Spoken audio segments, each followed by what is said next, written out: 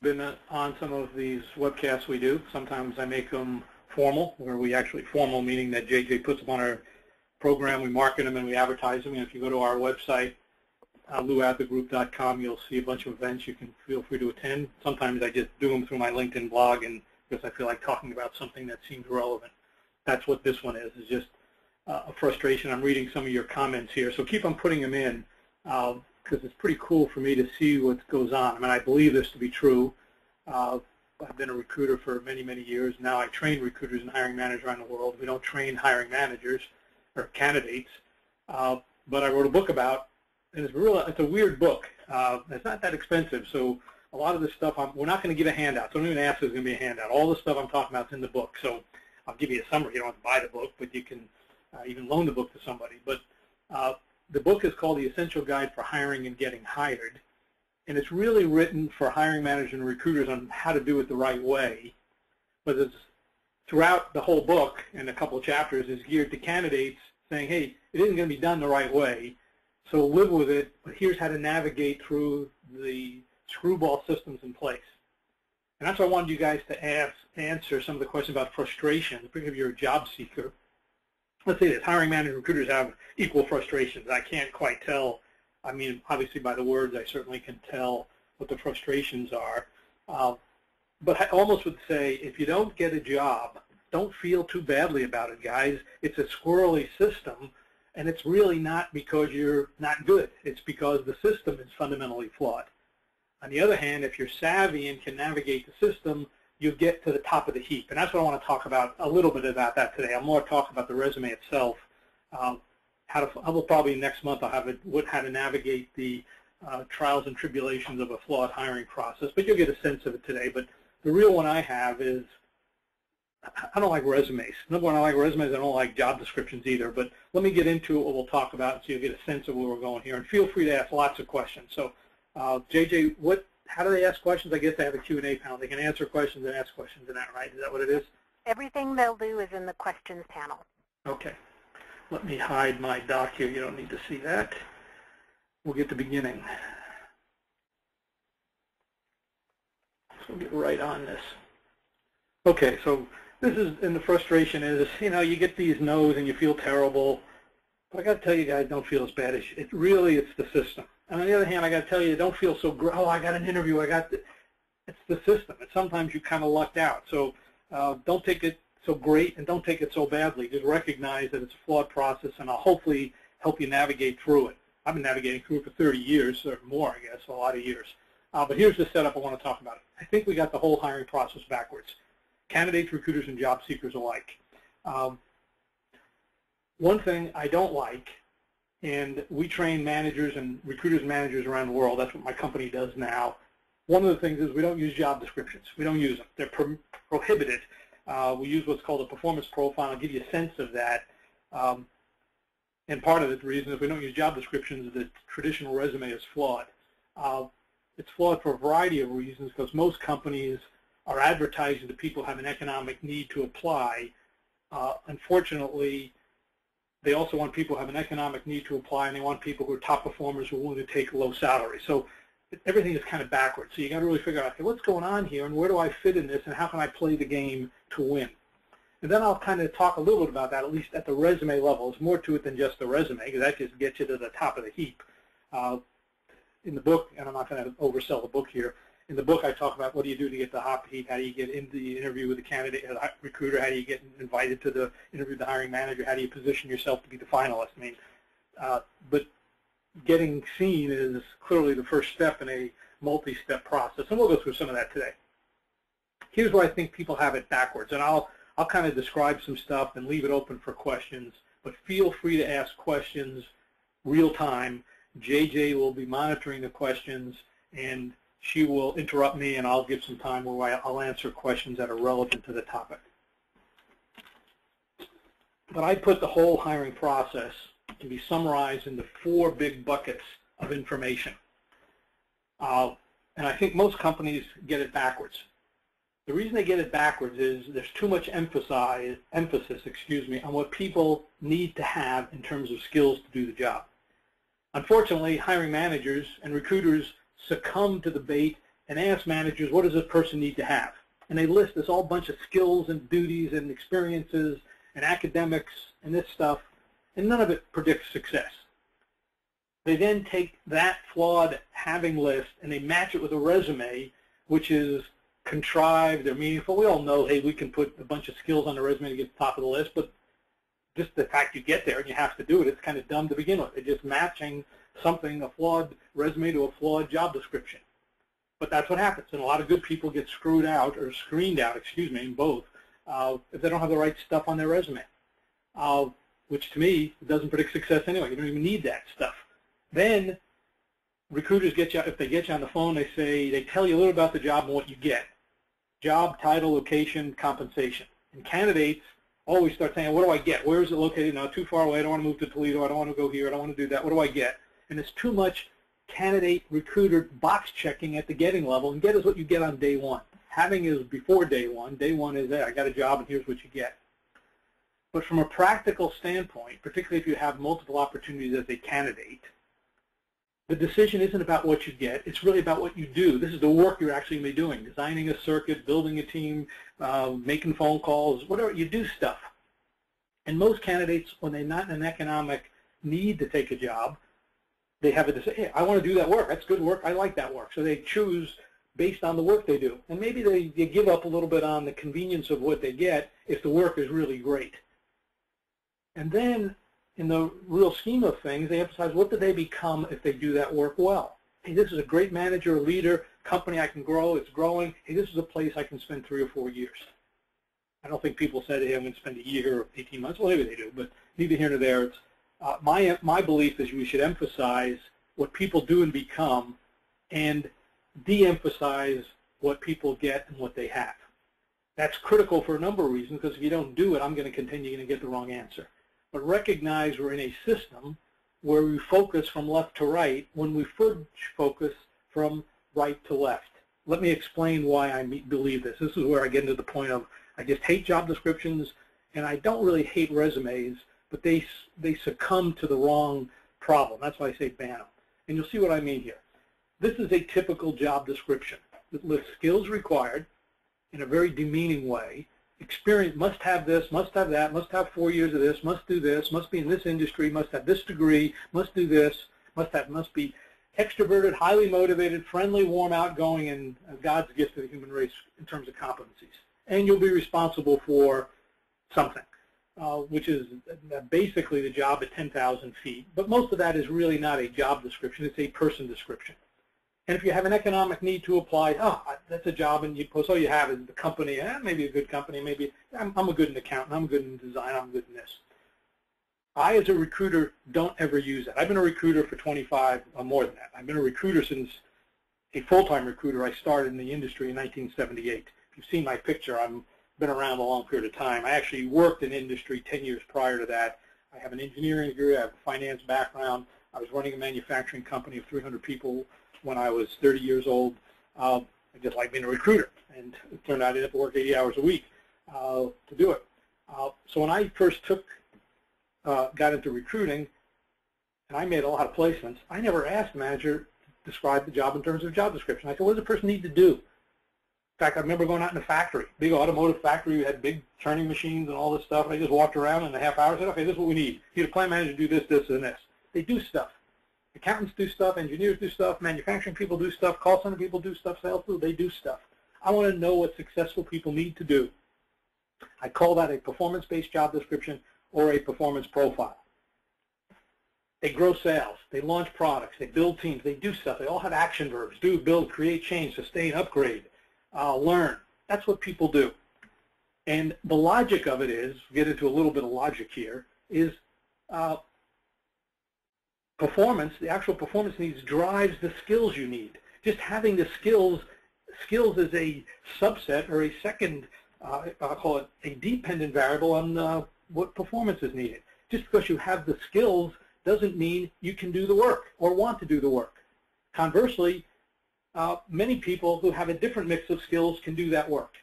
I'll say that again. There are many great people, diverse candidates, returning military vets, people with a different background, younger people that can do a lot of that work without the skills listed. The skills is just some arbitrary thing that somebody pulled from you nowhere. And I refuse to use them, and for 30 years I refuse to use them. I still refuse to use them. We've been going around the country, around the world now for the last 10 years showing other people why that's a useless document. So therefore, if we don't emphasize skills, why would you screen someone on a resume that has skills? That's why I don't like the resume. Here's what I learned, and now what do you substitute for the resume is a very fair question, and I'll get into that. But first I got to make the case of why I don't like them. Here's the reality. It's what a person does with what they have that makes the person successful, not what they have. So when I interview a candidate, of course I need to find out the basic skills, but I'm more interested in how they've applied those skills on the job. And therefore, when I look at a resume, obviously I need to have this big, crude filter. Okay, I got to get in the game. You got to be in the game, but I'm really interested in what you've accomplished. If I'm talking to a 2-year staff accountant right now in public accounting. I don't need 5 or 6 years of skills. Hey, can this staff accountant put together, close the books on a big international company? Maybe they can, maybe they can't, but I'm going to focus on, hey, they're in the game. Now they're going to be a star or a starter. So let me kind of just go through the concept here, and then I'll open it up for some questions. The problem is, in my firm, when I did full-time recruiting, I sold my firm about 10 years ago, made about 1,500 placements. The people we placed, yes, they had a certain mix of skills. They had to have enough skills to do the work, but it was always a different mix than on their traditional job description. We found many great people who were a little bit light for the job but actually could do the job, but managers could modify the job a little bit.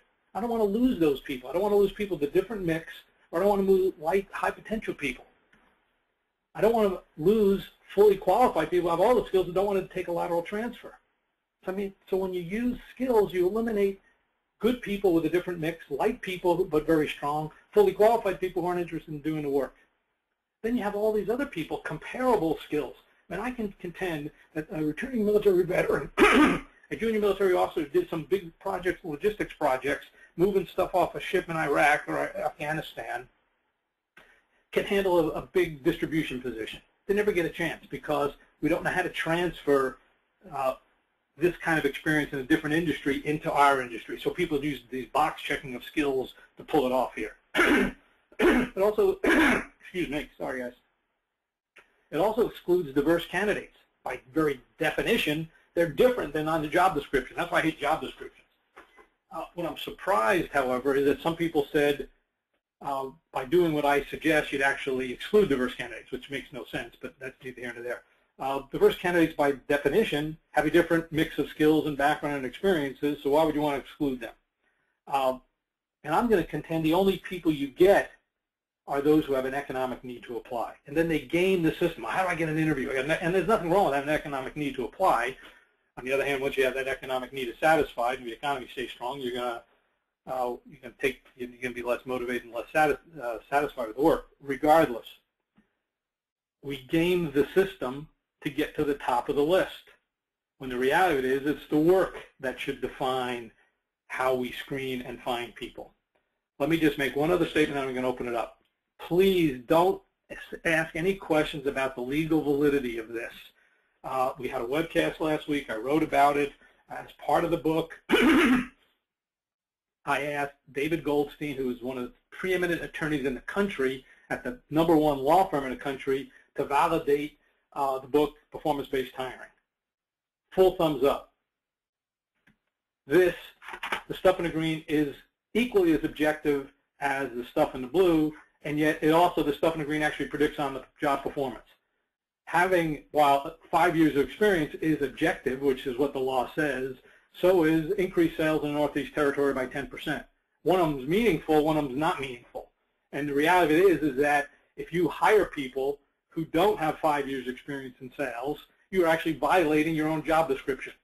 So the reality of it is that, and this is what David said in his white paper, if you would like a copy of the white paper, you can go to our website under Contact Us, and you'll see it there, and I think JJ will probably send it to you. Full white paper on why using performance-based job descriptions is far superior to using skills-based job description. So I don't want to, we're not done. JJ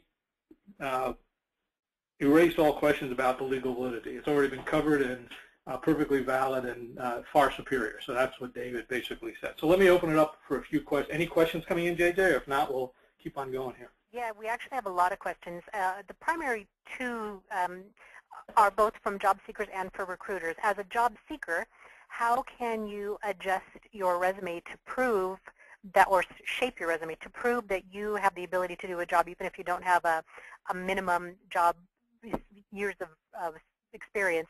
And from a recruiter point of view, how can you convince a hiring manager that a great candidate can do the job even if they don't have some arbitrary minimum years of experience? Those are both great questions. Let me kind of answer them now, and I'll answer them a little bit later.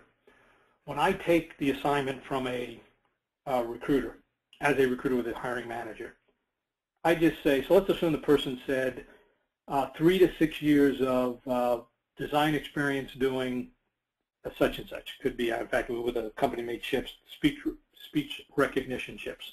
That was, more advanced speech recognition for smartphones. And that person needed a PhD and 8 to 10 years experience.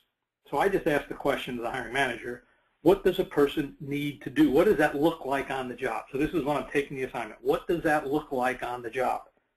And it turned out for that specific design, because we talked with a bunch of recruiters on Tuesday doing it, for that specific, it really turned out they didn't need, when the manager actually said, oh, this person, the primary effort is really dealing with some very brilliant people, 6 to 8 people, and put the full architecture and roadmap together of our forward-looking plans, which has made perfect sense.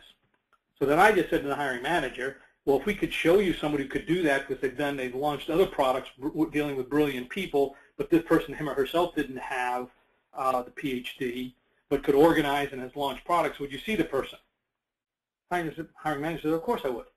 I mean, it was like once they defined the work, the manager instantly says, that's what they do with it. Now, so that's from the high. Now, there's a lot more to it. We have an 8-hour class on pulling that all together, but that's the essence of it. From a candidate perspective, your job is to, in my LinkedIn blog post, you'll see one, how to ace the interview. If you get an interview, it's clear that you have to ask the question, what is the biggest thing this person needs to do? So if you're in an interview, you can ask that question. And then hopefully you can define, hey, here's what I've done in launching whatever it is the manager says. So you got to define it, give an example of an accomplishment you've done. Before the interview, because you got to get in the interview, typically I would probably try to look at the job description as written, do some research about the company. In fact, I remember some guy, Luca, his name was Luca, he's Italian, he's probably not on here. I know he saw my blog post. He said, I'm really into competitive analysis and marketing, but nobody's going to see my resume and yada, yada, yada. So he says, well, why don't you look at the companies you want and put together a competitive analysis of the company's product. A detailed analytical approach. You look at their product, put it just features versus benefits. You've seen the columns of, all the boxes are checked, what your features has. And do a detailed study and send it to not the recruiter, because that person won't understand the chart. Send it to the hiring manager or the VP of marketing. Well, he's already got 2 interviews as a result. The way he also did it is he put a picture, because he's also a creative guy, created a picture of the company's product. And whatever he did, I don't know how he created his resume, because he only verbalized it to me. His English, he was going from Italian to English, but I got the gist of it. Is he created a product that looked like the company's product, and when you opened it up, this product, it seemed like it was a consumer product, but I don't really know that because I only looked at it briefly. You opened it up, and there was a competitive analysis inside. Now, he described that, so he said, I did that because I wanted to demonstrate both that I'm creative in terms of advertising and also analytical in terms of the work I had done. Now, that to me, I just told him, I said, Luca, if you keep that up, you will get a job. He said, he's already got 2 interviews as a result of it, and prior to that, I had no interviews. He said he'll tell me when he gets a job. Now, that's a little bit over the top, but it's the idea of I would not actually apply, and particularly if I didn't have exactly the right match of skills, I would try to probably either figure out what the work is and put a quick summary of an accomplishment you've done. Now, what I suggest to recruiters is, why make a candidate go through those hoops? Why don't you just have a very general advertisement and say, hey, if you think you can do this work, send us a half-page or a couple paragraph write-up in a quick email and tell us what you've done. And I do that when my advertising is always that way. I don't focus on the resume. I don't even want to see the resume. I said, don't send me a resume. Send me a half-page write-up of something you've accomplished. And the truth is, only people who've accomplished something similar are going to spend the time doing that, because it's not just pushing a button to apply. And that's the problem with the resumes. We get the reason that candidates are the problem. I'll tell you why you get weeded out is because now it's so easy to apply. Now companies have to come up with a countermeasure to weed out the weak people. So it's this festering, chicken and egg kind of problem. So I just divert it. I don't have a problem. I never send out, my job descriptions are, don't send me the resume, send me a LinkedIn profile and a half-page write-up or one paragraph or two paragraphs of something you've accomplished. And I only look at those that send me the write-up. The only people who are going to spend time doing the write-up are those who are competent. I mean, to me, it seems so obvious, and it works. But for some reason, companies don't want to do it. So, I mean, that's a long answer to an important question, but I'll get into it a little bit more too.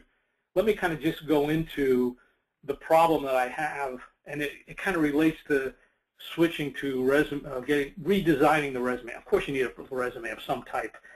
Maybe it's a performance-based resume, just like a performance-based job description. You do have to have something. I just would rather emphasize performance rather than skills. When I look at this, I know everyone's familiar with Maslow. If you're not, look it up on a wiki. But I created my own superficial Maslow diagram. You got three basic needs.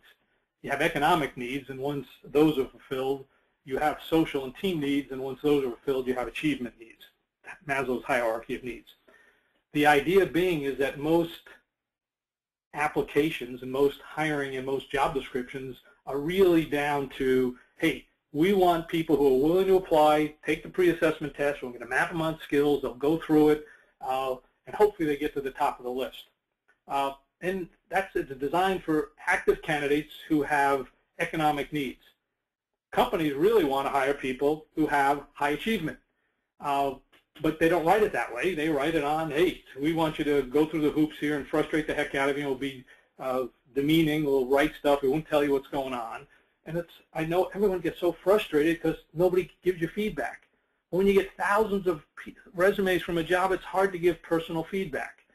Since I narrow it down, is if you don't send me the profile, I'm not going to respond to you. So you didn't follow the rules, and that's a legal step. That is, don't go back to me again, oh, you can't do that, OFCCP. David Littler said, David from Goldstein Littler, perfectly acceptable. You can set your own hiring process. You don't have to live to what your ATS or LinkedIn or CareerBuilder says you have to do. You can create your own, and it's perfectly legal as long as you leave everyone doing it. So I get people who tell me what they've achieved. I said, great, I'll talk to that person. So I talk to just about everyone. I don't have many jobs, guys, so please don't send me a resume. I don't have a job. I nothing I can do with it. If I have a job, you'll see it posted. It'll be very creative. I had a controller job last year just to see what worked. I said, Oscar-winning controller, and found people did what I said. They sent me a little half write-up, and I talked to the 8 people, and I placed them in about 4 days. There's nothing to it. So I'm going through this a little bit. The problem I have is that most people have this economic need. Most systems are designed to take the 20% who apply and weed them out. The evaluation is always about achievement needs.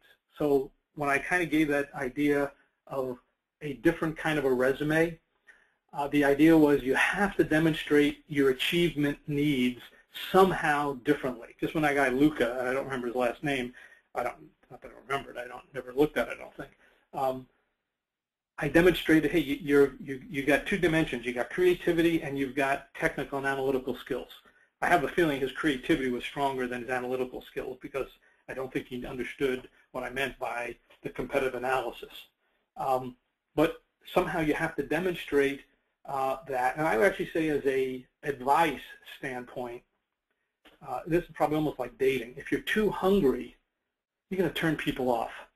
If you're too distant, you're going to turn people. It's just this right balance. And I know that many of the job seekers have an economic need to get the job, but you still have to demonstrate your achievement capability. And somehow you have to differentiate yourself on achievement of the work you're capable of doing and what you've done. Even if it's a little bit one-off from it, you got to somehow find these parallels. And this was actually the situation, I think it was on 60 Minutes last night. Not 60 Minutes, CNN, but it could have been Fox News, where this one guy, this guy owned a restaurant, I think. I don't know where it was exactly. and he found a young guy outside the restaurant, and he said, hey, where is this town? And it was 10 miles away. And the kid was walking to the town, and the guy who owned the restaurant, who told him was driving with his wife, and saw the kid in the road a half hour later. He said, where are you going? He said, I'm going to an interview 10 miles down the street. He said, you're going to an interview? Yeah, I don't have a car, and there's no transportation. He was going to walk 3 hours, and it was a winter. He said, come on in, I'll drive you down there. Then at the end of it, they talked for a half hour or 10 minutes on the drive. He offered him a job. His kid's been there like 3 or 4 days now. I think it went viral on YouTube in the last week or so. But it was just interesting how he demonstrated his resourcefulness, his persistence, his desire to get a job somehow, and he was different. I remember talking with one guy that I met many, many years ago. He was running a company. I said, how'd you get your first job, Dave? He said he was a tool maker. He said, I was at one company making molds. I just sat out there with my toolbox, and I knew the president arrived between 7:30 and 8 o'clock, and I was there for 3 weeks. And finally, the president said, what are you sitting here for? He said, I'm looking for a job. And the president said, anybody that would sit here, he said, let's go look at a tool machine. Let me see some of the tools you've built. Hired him right after that. And that's kind of weird, but he demonstrated his ability and his persistence, 2 traits that people want. Pestering is not one of those traits. But let me kind of define the funnel, and then we'll open it up for real questions. So here's what really goes on. It's the 20% of the people who have an economic need to apply. So here's the recruiting funnel the way it is and the way I would like to do it. It'll be the next slide. A lot of skills-based matching goes on, which to me is fundamentally flawed. I mean, weeding out good people and accepting people who've kind of faked it. And some people are good, so I don't want to say that because you got skills doesn't mean you're not good at it. But skills don't predict performance. But that's what goes on here. So we start off with a pool of candidates. Literally, guys, you don't know, but because I see recruiters, and I'm a recruiter, and some of you recruiters know this, you know, when you get an email from LinkedIn or anybody, or you've applied, all you get is this little 3x5 card. Even if I look at your LinkedIn profile, the best I can do is give a 20-second review. So I look at your picture, not really the picture, I don't really care that much. But I look at your title, the position, and some words you do there. So the first 3 lines in your LinkedIn profile are pretty important. You'll get a 20-second review. Now I'm doing a quick thing. Okay, the person's in the business 10 years. Are they an all-star at the 10-year level doing what they work, or are they a fast tracker? So I'm giving a very quick 20-second review, and all recruiters do this. Most recruiters say, okay, they look at your skills and academics and credibility of your companies. They then, you know, so they, from this flawed group of what they're looking at, they give, and they're all ranked, and I'll show you what the ranking looks like. They're ranked at the top of the list. They give it a 20-second review. Then they say, okay, they go the A-levels and the maybes. They then give the A-levels an in-depth review, which is a minute or 2. If they're real good, they'll give a phone screen. This is the recruiter giving a phone screen, but all they're doing is box-checking skills. That's all they're doing. You have the skills, the skills, the skills. The problem is most recruiters are intimidated by the hiring manager and don't know the job. We spend more time with hiring managers, train hiring managers around the world. When recruiters aren't there, well, even when recruiters, we ask hiring managers, what's your biggest frustration with recruiters? So they don't know the job. All they do is box check. So while you have them box check, they say, you send me people who've got all these skills, and I'll determine if they're any good or not. So they've limited all these good people. So a good recruiter, if they know the job, they're not going to go through this process. But unfortunately, most recruiters are box checkers. That's the way it is, guys. So if you're a job seeker, you've got to deal with it. Then the phone screen to an interview, and generally it's the interview with the hiring manager, and you get hired. The resume is what does it. And unfortunately, we game the resume to fit a bad solution. And I recognize you have to do it, but that's still my frustration is the system is bad. So yeah, I recognize you have to game and artificially, I don't want to say inflate your resume, but put skills in it so you get to the top of the list so you have a chance. And I think you got to do that. My belief is that the system is fundamentally flawed. So while you have to do that, I'd say it's, the solution is not what you appear to be the solution. We got the foundation is wrong. It's the wrong way to hire. We're going from having and getting rather than doing and becoming. I mean, that to me is, but I recognize that most companies don't do it the way I suggest, so you got to game your resume to get in the game. Here's the way I think it should be done, is I look for this broad achiever search. I say, hey, I'm looking for someone who, and when I put an ad together, I need someone to build a budget for a new automation plant we're building. I need someone to help rebuild our power supply systems and such and such. So I kind of define a couple of big things and say, hey, if you've done something similar, tell me what you've done. And that's really the way I like to do it. But then when I do a search on LinkedIn, I'm looking for what I call achievers, people who have done this work and are top 25%. I'll give you a sense of what that looks like. But I'm always looking, hey, is this person in his or her peer in the top 20%? In his or her peer group, is this person in the top 20%? Is there congruity there? Is the person, they got 10? Are they? Is it all collectively? Does it make sense? Does the track record make sense? So I'm just looking for the congruity. This is me. Then, if I call the person up, I'm always going to say, hey, let me just pick a name here. So if Natalie's the name, I can say, hey, Natalie, I need someone to launch this new product line. We've got a little product, a company here. It's a fast-growing company in Irvine, California. You have an interesting background. Tell me what you've accomplished related to launching products. I want to just see if we're in a game here. So I call that the most significant accomplishment screen. If you've seen some of my blogs on LinkedIn, you know I really focus on, hey, tell me about what you've accomplished. And based on that, if Natalie's a player, I'm going to fight with my, hey, this lady, I know she doesn't have 7 years of this, she's got 2 years, but look what she's accomplished. Give me a break here. And I actually talk to managers like that. I talk to everybody like that, but it works. But I really focus on knowing the job and knowing the candidate's accomplishments, and then I try to map them together that way. There's a little more to the mapping than that, but that's how I figure if someone's in the game. I then suggest either I conduct a full interview, my managers conduct a full interview, and then we have, hey, we got some reasonable candidates here. So it's a little bit more, while there's more steps in the process, it's actually shorter because I'm narrowing it down very quickly to people who have significant accomplishments.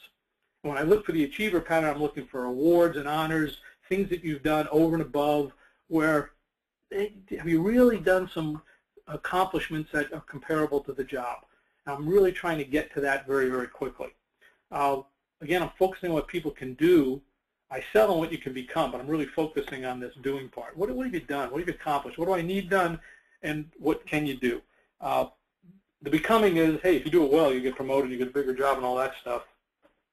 But if the work you're doing isn't what you want to do, you're going to be dissatisfied pretty quickly.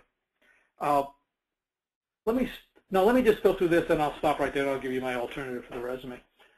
This is a typical, you guys wouldn't see it unless you're a recruiter. This is a typical search on using LinkedIn's core product, which is called LinkedIn Recruiter. You don't have access to this. It's quite expensive, and but it gives us access. It gives us, the recruiters, access to every single name in LinkedIn.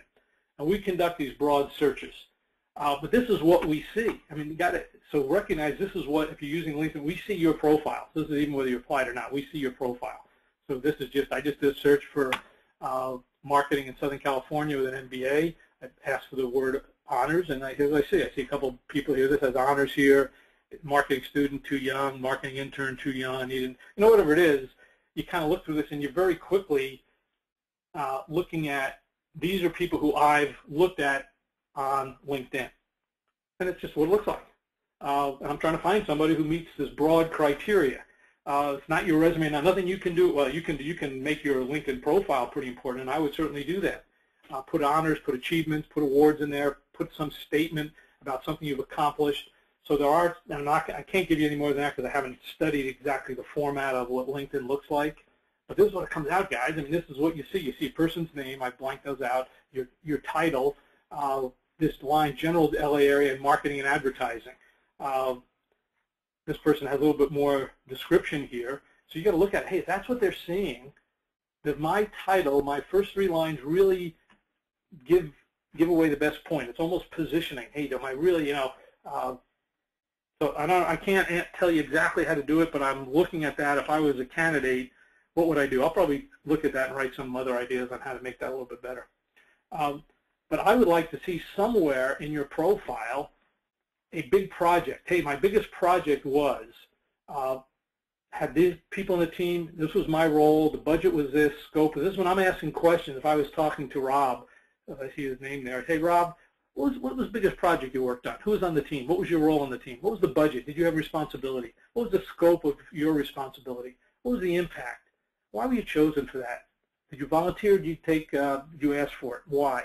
And I would start digging into it. So when I interview someone, I'm looking at the biggest projects you've worked on. So I would think, hey, if you can put that in your resume or on your LinkedIn profile, that'd be pretty interesting. I also look for achievements, where people recognized you as a person for doing exceptional work. In fact, I thought about this. It didn't work. Many years ago, I had a candidate come in my office, and I didn't have time I got a critical phone call from a client, so I asked, hey, could you mind this? It's going to be about a half hour. I got to take this call. I really appreciate it. But I said, when he was sitting in my office, I said, write down from high school or college to today all the recognition you've ever received.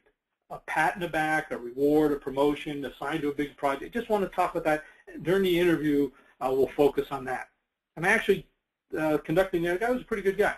But I was really thinking that should stand out, because I know a lot of recruiters search on those achievement terms, so you should have them in there. And it's important. And what I'm looking at when I look at the resume, I'm looking for your growth and impact over time. Is there congruity? Does it make sense? But I'm really focused for what's your passion, and bring that out and highlight it with your achievements. Okay, let's stop right there, JJ. I've got a couple of things. Well, let me just show this. I'm sorry, I wanted to show this.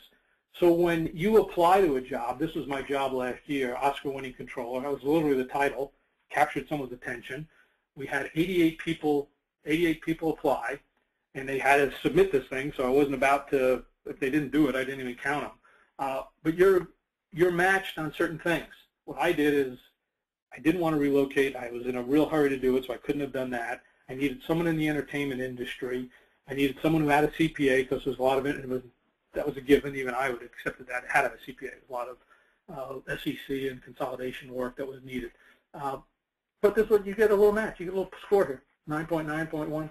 What was interesting, of the people who applied, I would think of 5 candidates I presented. 1 was referred from a Big 4 accounting thing. 2 applied, and 2 we actually recruited. I did that search, and we just called people up. And I don't know that that's a good statistic or not, but I would actually say I didn't even need the people who applied. I could have just gone on LinkedIn and got referrals. But I think it's interesting to kind of recognize that recruiters really emphasize networking and referrals. So if I had to just say, and we'll probably do this in the future, how to get a job, I would say applying is just one of 3 or 4 things you should do. Networking and finding people in that company who you can network with. Sending them, that person like Lucas is, sending them something different. Don't just push the apply button and get frustrated, because it's a game, it's luck, that's random. But if you have, okay, who can I find in the company who I can connect with? Is there anybody I'm connected with who knows somebody in the company that can vouch for me? Just getting referred by somebody who says, hey, please send your resume to this person, it's not good. But if I can see, if I had worked with Jacqueline, and I say, hey, I really know Jacqueline, she worked with me as she was the staff accountant on a project and a remarkable person, that's different than, she sent me a resume, would you see her? The one is just pass-through versus, which is valueless. The other one is a vouched referral is remarkable. So networking, getting referrals, applying, being a little bit different, differentiating yourself is really the key. And that's what I'm really trying to, when I say manage resumes, it's really trying to, how do you capture all of that in a document? So when I kind of go into it, we can leave this part open. But let me answer some questions, JJ. So let's leave it for that, and we'll kind of summarize. Yeah, there's a lot of questions about reconciling the idea of minimizing the importance of a resume and job description versus how do you break through the noise as a job seeker to really accentuate those achievements. Do you recommend wait. Now, is this from a, do you know if a recruiter wrote that or a job seeker wrote it? These are primarily job seekers who are asking this questions about how to, if you're minimizing the importance of a resume, how do you get those accomplishments across to break through all the noise of applicants out there to make yours stand out? Do you include links to a website that has your, do you include links to your LinkedIn profile that has all of your accomplishments listed there? How do you get through all that noise? If that's a very fair question. Yeah, basically it's what I recognize that the first step when you apply to a job, and if you've been a hiring manager or recruiter, you know this, you put in required skills. You put in a job description. There's a system. It's generally could be, the generic term is applicant tracking system, where you keep track of all your jobs. They have this list of skills, experience required, and you submit your resume, and it does, and you put your skills down, and there's this automatic parsing of your profile, and it maps to that job. So it's all, and it's not dynamic at all, it's all skills-based mapping. So if you don't have perfect skills, you can first off fudge your skills in your resume, which is okay. And I have, whether it's true, who cares or not. I mean, you got to play the game, so you have to get recognized.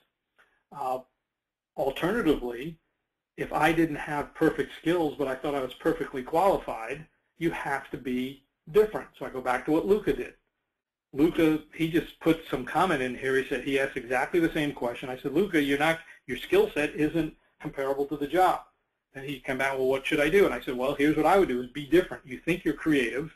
Well, be creative as you send this to the VP, and I would send it to the director of marketing, the VP marketing of the company you want to work at. And I would also do something analytical, if that's what you do, demonstrate your achievement. And I suggested that's what he do. Well, as a result of that, he got 2 interviews. I don't know if he got the job yet because I didn't realize he wanted a visa into the U.S., which that was something a bit more challenging than just applying. But he said, well, it did work. He did, wow, the person was impressed by his persistence and his creativity and his analytical skills. And I suspect if the company had a division in Italy or Europe, he would have had a better shot at it. Neither here nor there, that's what you have to do. You have to get to somebody who will read it. It will unlikely be a recruiter. That's the problem. Recruiters have too much to do. If there's any recruiters on the board here, you feel free to throw in your own advice as well. Generally speaking, a recruiter, so I'm a recruiter. If we pick another name here, so let's assume I'm a recruiter here. I'm looking for a accounting manager or whatever. And Adrian, who I've worked with before, says, hey, Lou, and maybe I know her. She says, this guy Elliot, he doesn't have exactly the right background, but I worked with him at my prior company. He's a remarkable accountant. I said, ooh, a vouched referral like that is gold. It would put you to the top of the list. The skills don't even matter. Well, some skills matter, of course.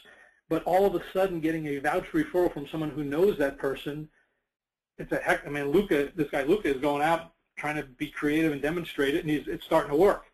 But if you get a referral from someone who can connect you to the recruiter would say, oh, I'll take that any day of the week. We live for those. We live for voucher referrals. You think calling someone up who's got the skills, I mean, this is hard, guys. Think of it from a recruiter. You want to get a job, and I can appreciate that. We're sitting here trying to fill positions, getting yelled at, and literally we've got 20 jobs to fill or 15. We got priorities. We're doing all of this. To find someone who's got perfect skills, and you got to call the person up, recruit the person, close the person, get them excited. And a lot of times you make a call with people who have perfect skills and not qualified. So you got to very quickly, because you got 7 other calls to make in the next hour, you're just juggling paper and trying to get there. So given that's the real world, you got to figure out how do I differentiate myself. Getting a vouched referral from somebody, from Adrian tells me, Elliot, it's great. All of a sudden, I've just saved 4 hours. Unbelievable. I mean, it's just, my God, I can go home early today. I can have go to that game, do whatever it is. This is the real world of everybody's working real hard. They try to scale all this stuff on skills, and that's right. My problem is the fundamental matching process is flawed. It's the way it is, and you got to live with it. Nonetheless, it's still flawed, and you got to be a marketing person for yourself. And part of it is just making sure your LinkedIn profile. This is what we see. I mean, this is a woman, or a person, accounting director at Warner Brothers. Has this current job passed, and you got to make a judgment based on this. This was 88. Sometimes you do a search and you get 188 or 500, and you look at the ones that are a match. As long as and a recruiter who knows that the recruiter did the right match. In this case, I did need someone from the big studio, and I was putting him in a small production company. So I said, okay, I needed someone who's director of accounting at a studio. I knew enough about the job to know that these people get bored. They're not hands-on at all. So everything I did was surrounding knowing that person who is probably sitting there. I'm going to have to recruit. Maybe a few people were looking. So there's a lot goes on here. I don't know if that's a good answer. I know I'm rambling, but there's a level of frustration on your part, and on my part too, because I know that it could be done properly, but you're dealing with all these processes and procedures and systems that are flawed, and my company tries to help companies redesign them to do the right thing, but sometimes you got a lot of inertia behind you that's flawed. Let me take another question, JJ, that I can probably answer better. Yeah, how do you quantify what might be considered a soft skill such as the ability to learn quickly or motivation or drive. How do you quantify that both from a job seeker standpoint on a resume and also from a recruiter standpoint so that you're not wasting time interviewing people that don't have those types of skills? Okay. First off, let me say I do not like the term soft skills. And JJ knows that. That's why she selected that question. I remember being with a big company in Silicon Valley. Everybody knows the company, well known. And the engineers wanted to say, how do you measure soft skills? And the way their interviewing process was, they had a full day of interviewing for every final candidate. The first 7 hours were on technical brilliance. The last half hour was on soft skills. So I'm sitting in front of this group, 50 engineers, this is probably 6 months ago, last summer. And I said, let me ask you this question, because I was supposed to teach them how to measure soft skills. So I said, do you consider, this is all the engineering managers of this whole company, do you consider getting a product designed on time, delivered on time, and put into production and commercialized on time that meets customer satisfaction from a usability standpoint, an appearance point, and a design standpoint? And they all giggled. I said, that's what you call soft skills. Collaborating with marketing, engineering, the customer, meeting deadlines, organizing the project, figuring out what the schedules are, knowing that you might not have to design something perfectly, but you got a schedule that says in 60 days you're going to go into production. Well, that's reality, guys. And how many of you measure that? So don't call that soft skills. Call it a non-technical skill, but it's as critical as any technical skill you got. So that's the setup for that. When I actually define it, I said, okay, let's talk about how is that product you've got. So when I create a performance profile up front, I'm saying, okay, you need a PhD to come up with this speech chip that converts speech into some electronic bytes and dashes and zeros and ones. I said, what does that look like on the job? And they told me it was managing a team to do this. I said, what's the first deliverable? And the big deliverable was 6 months. They had to put a roadmap together of all the technology that exists and the status of that technology and some assessment of how long it would take to commercialize that. Well, that was a deliverable in 6 months. Is that a soft skill? Maybe it is. I call it a non-technical skill. So when I'm interviewing a person, I might say, hey, one of the big things we have, let me pick a name that I can at least pronounce here. So if Marie was the candidate, hey, Marie, here's what we need to do. Walk me through, you've managed a group of people and you've really had to organize, develop a roadmap and the architecture system. Walk me through something you've accomplished that's related to that. And then I would start digging into how do you organize it, how do you prioritize it, what were the pressures like, what was the environment like. Because most people don't fail because of lack of technical ability. That's actually pretty easy to assess. What they fail is you're not looking at the technical ability they need to do the job, and you haven't looked at what I'll call the non-technical stuff surrounding it, the organization, the planning, the dealing with the people, the collaboration, getting stuff done under time pressures and all that kind of stuff. So I define that all up front, and when I ask my questions, I'm really digging in. How does this person organize his or her work? How do they organize a team? How do they meet schedules? How do they map to the schedule? And all of those things. That's why when I said, when I put a posting out there, I say, tell me about something you've accomplished like this in a 1 or 2 paragraph write-up. And yes, I have to read that write-up, but I winnow it down to the group of people who, instead of getting 1,000, I might get 50. And of the 50, I can very quickly look at them. This is not even a game here. I can quickly get it down to 6 or 8 or 10 and say, yeah, this person's done something very comparable. I know that's, again, a long answer, but it's how I get to those non-technical skills. And everyone knows I don't like the term soft skills because they're actually critical to everyone you've mentioned there. It's not, that's a critical skill: drive, emotion, consistency, organization, planning, working with, collaborating with others, persuading others, working with the manager, the team, etc. Those are non-technical, but they're equally challenging to assess, if not more, and more important in my mind. Let's take 1 or 2 more questions, JJ, then I'll summarize and we'll open it up again. Great.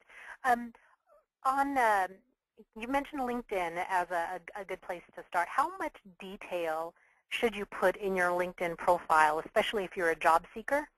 And how much detail should a recruiter look for in a good LinkedIn profile? Well, it's a good question, and I'd say now what I'm showing here on the screen And the one, let me just go back to the other screen. This is one that, the submitted screen, but this is the one that I did the search on. I mean, essentially the same. What you get is the title, your name, which the title, you don't even see the picture. So when you do the search, you don't even see the picture, which is probably just as well. You see the title of the person, you see the current position, you see this MBA candidate, you see current, past, education, and some keywords. That's what you got to work with. So putting in, and then if you're chosen based on this, I would look at the resume, and a recruiter would look at the thing in much more detail. I guess what I would say is, I guess these are all given. I don't think the person can change that. I guess you have this Greater Los Angeles marketing advertising, that was things selected. So that's a system. You don't have any flexibility. You can certainly put your title here, and you could probably, I would actually probably expand the title a little bit.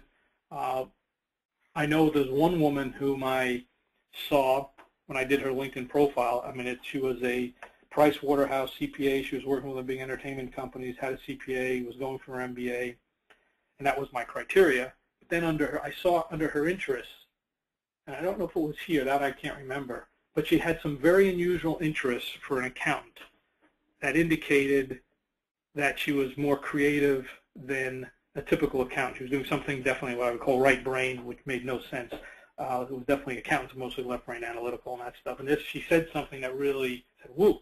And she was my number 2 person. She was a little light, but she was a remarkably young woman, without question, remarkable. My favorite candidate, because she was a real accountant. I mean, she understood how to deal with people and executives and all this stuff. So, so I guess I have to say is look at what you've got there, and you can, in your own mind, look at your profile and say, does it really, is somebody looking at that for 20 seconds and say, wow, that's great. And is it going to get them enough? So I think, you know, like here, if I was a summer brand, let's assume this brand, I know who it is. If I was this person, I would say led a team to launch a new product. I would probably try to put some performance elements in there along with the title. I mean, here's Associate Brand Naturals and Men's. Who cares? It makes no sense. But that's what you kind of filled in.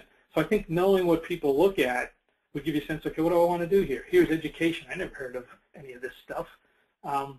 So none of these people, there's only word like this one, Honor Society. Okay, this is all of a sudden, I say, this is the only differentiator I got here for this person.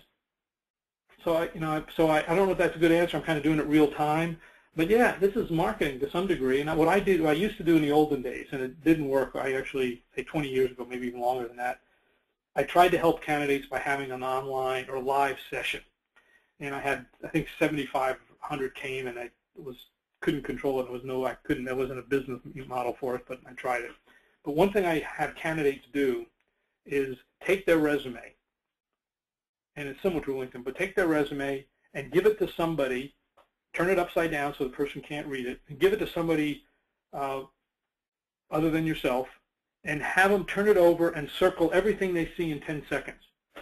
Just circle and turn it back over and give it back to you. And you look at that and say, well, that's what you get. You get a 10-second review. In 10 seconds, did they circle things that you wanted to circle? Or was your name and location stood out? Or stuff that Natural and Men's, who cares? That's not going to get you an interview. It might be interesting. So what do you want to stand out in your background? If you got somebody giving you 10 seconds, what do you want to see?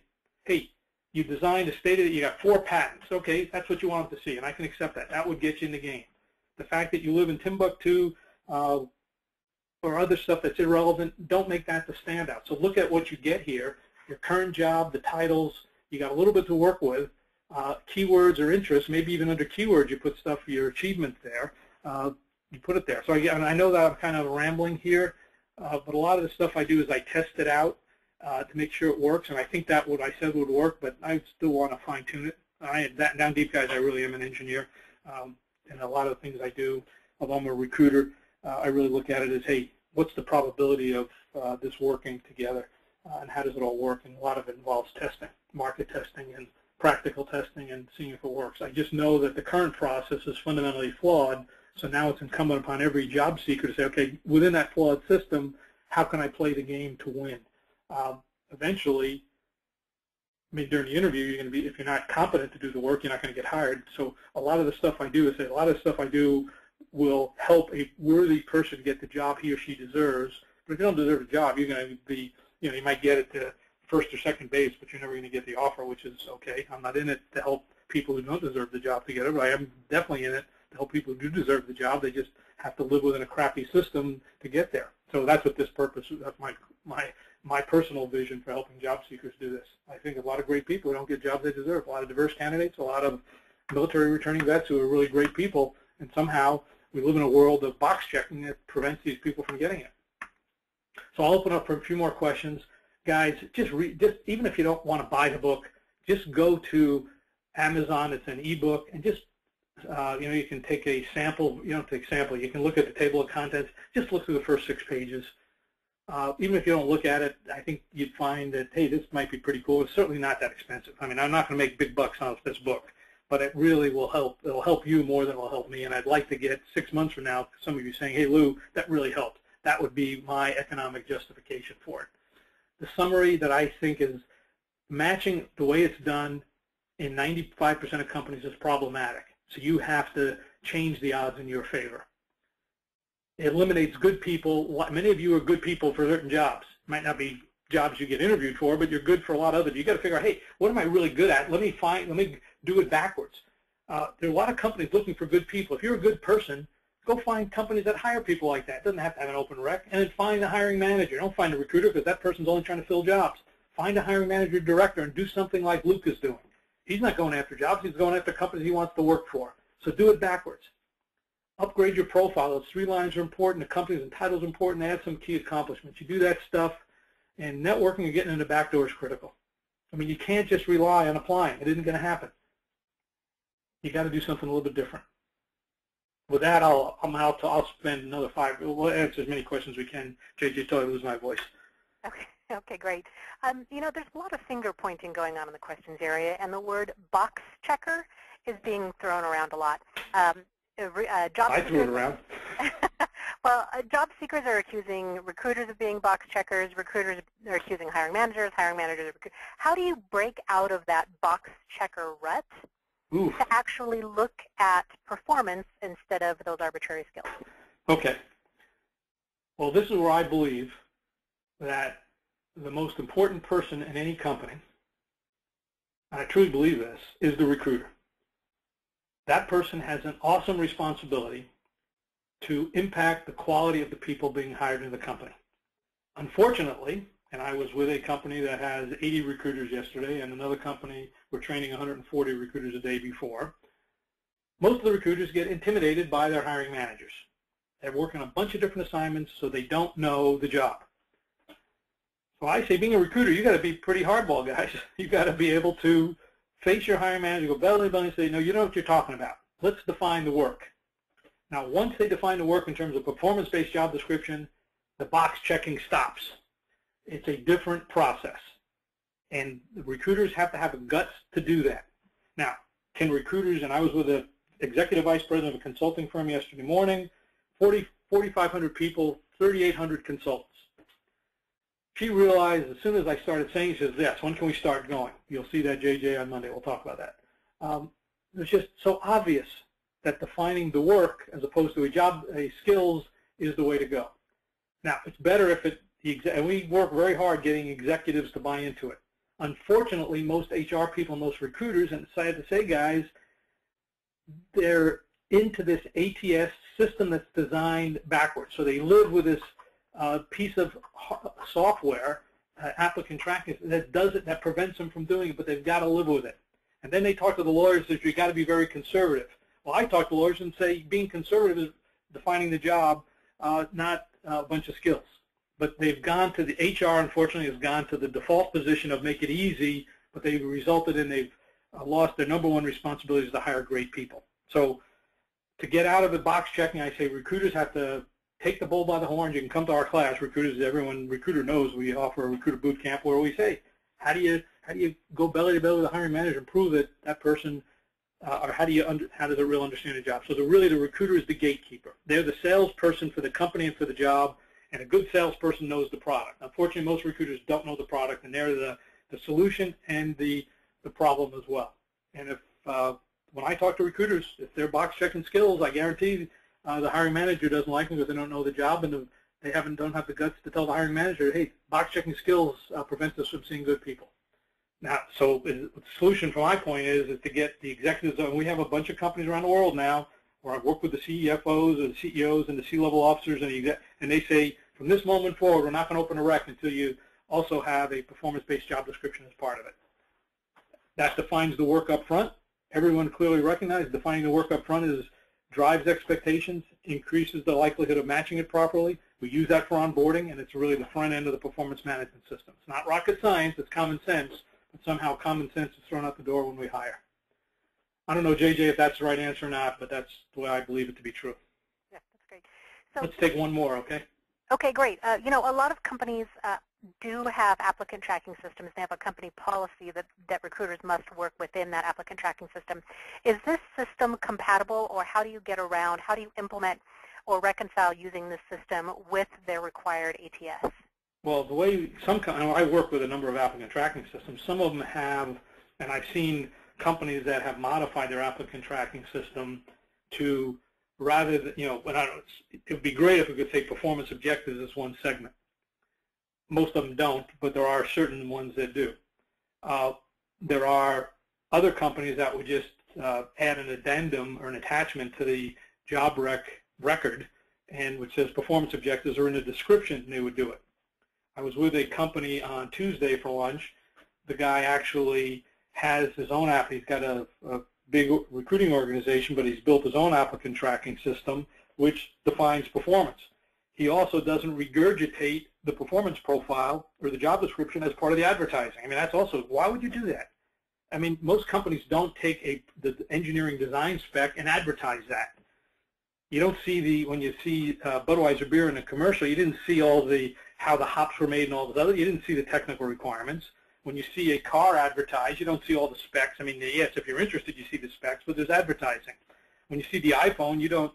You look at the elegance of the iPhone, not the underlying specs. Although some geeks might want to get into it. Yet in HR, let's do it backwards. Let's advertise boring jobs to appeal to people who have an economic need. Let's screen out all the good people, and let's find someone who is really a high achiever, who's willing to take a lateral transfer and no money. Now, why would anybody do that? And that's why I think there's a high level of frustration with HR. And in my mind, recruiters can change that, but they got to fight the battle and go to. And I've gone to war here. I'm still fighting it. I can see we're starting to win. I can see just the companies that we're starting to talk to. They're starting to embrace this. They're saying, "Wow, Adler has been talking about this for 20 years. And finally, yes, we understand it." I don't know why. Maybe it's recruiters are getting heads of HR, and we're starting to deal with more and more CEOs and C-level officers. But so you can sense my frustration, guys. I've been doing this for a lot of years.